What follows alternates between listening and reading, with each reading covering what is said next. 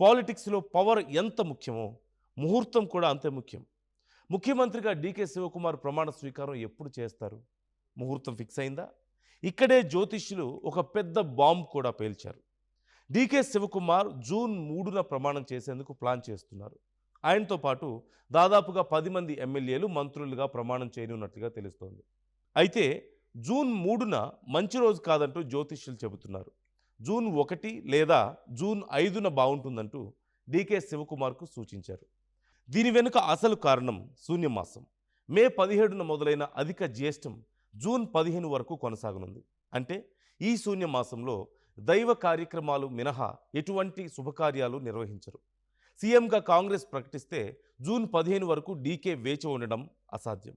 అందుకే మంచి ముహూర్తం ఎప్పుడుంది, ఏ తేదీ బావుంటుంది అనేది తెలుసుకోవడానికి సిద్ధరామయ్యతో బ్రేక్‌ఫాస్ట్ పూర్తయిన తర్వాత తన ఇంటికి ప్రముఖ జ్యోతిష్యుడు, రాజగురువు ద్వారకానాథ్‌ను డీకే శివకుమార్ పిలిపించుకున్నారు.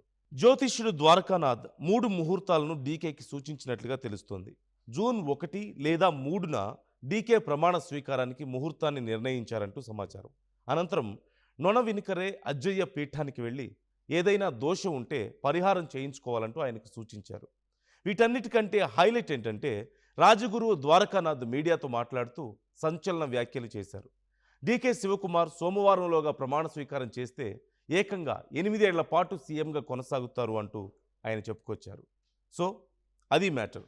ఒక పక్క కొడుకు కోసం, తన వర్గం కోసం సిద్ధరామయ్య చేస్తున్న పవర్ పాలిటిక్స్, మరోపక్క హైకమాండ్ ఆశీస్సులతో 50% యువ కేబినెట్తో బరిలోకి దిగుతున్న డీకే శివకుమార్ 4 దశాబ్దాల రికార్డును బ్రేక్ చేసి 2028లో కాంగ్రెస్ను అధికారంలోకి తీసుకురావాలన్న టార్గెట్.